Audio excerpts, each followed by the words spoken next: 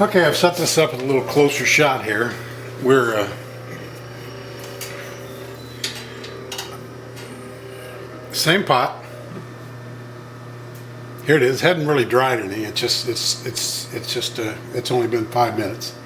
And what I'm going to do is I'm going to take some of my some of my glazes. I'll take some first. I think I'll take some of my slip, which is white clay, and with some cobalt carbonate, and I'm going to literally take and just put a puddle in the middle of my pot. I'm going to wet my hands,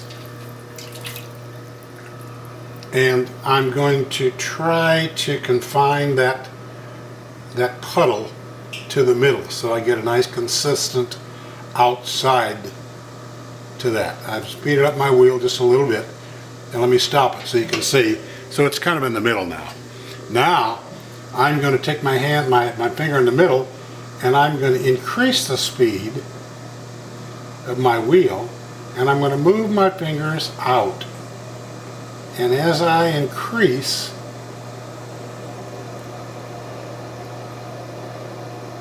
the speed, you see I start to get a movement of the glaze. I don't like that. This is the good part about this, because evidently the slip is thicker than I want it to be. So I'm literally going to wipe off most of this, and I really don't have to wipe off all of it because it adds to the character of the walls that I have, and it'll be pretty consistent in its color, but it'll be smooth now. And I think what I'm going to do now is just switch to my blue glaze base that my glaze that I use. It's a little skinnier. I probably could have achieved the same thing by skinning down my my slip base a little more. But now, watch what happens.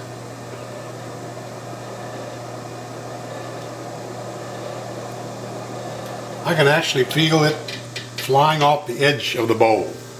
See what happens? If I want to add some white, which usually gives me a good contrast, I like to shake this stuff up.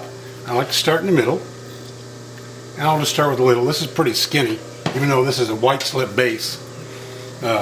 It's skinny down. I'll center it first, like this. Try to confine it, and then I'll speed it up pretty fast, and then we'll see what happens. See? It followed some of those original streaks up, and it went all the way up. So now I've got a white stoneware clay. I've done my spin art. I literally have a little finger configuration there. I can leave the edge like that if I want, or I can take a moist sponge and I can wipe the edge, hold it for a little bit, come off easy, and I've created a hard edge here, which gets a good thing. I have to be careful not to neglect the edge, because when it's spun off a while ago, I said the glaze spun off, I literally could feel it spinning on. Of course, my legs are bare now, so I have to make sure it's not on the side. Now, if I want things on the side, I could band it if I wanted to, but that becomes my finished piece, and turns out pretty interesting.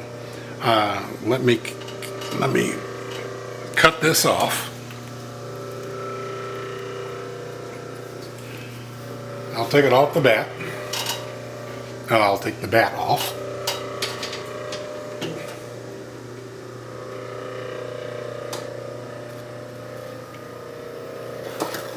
Okay. and I'm finished. I don't know what to call it. I like to call it spin art, but it's pretty unique. I'm sure there's nothing new in the world, but it's something I discovered trying to coat the inside of my pots evenly by putting a little glaze inside and spinning. I just wanted to cover the whole thing inside, and I got a little bit too much and it ran down. It gave me some excellent designs. So just like to share that. I'll do a little video of this, and I may add some other finished pieces that I've done on this so you can see what the finished pieces are like. And maybe even this one after it gets finished. So there you are.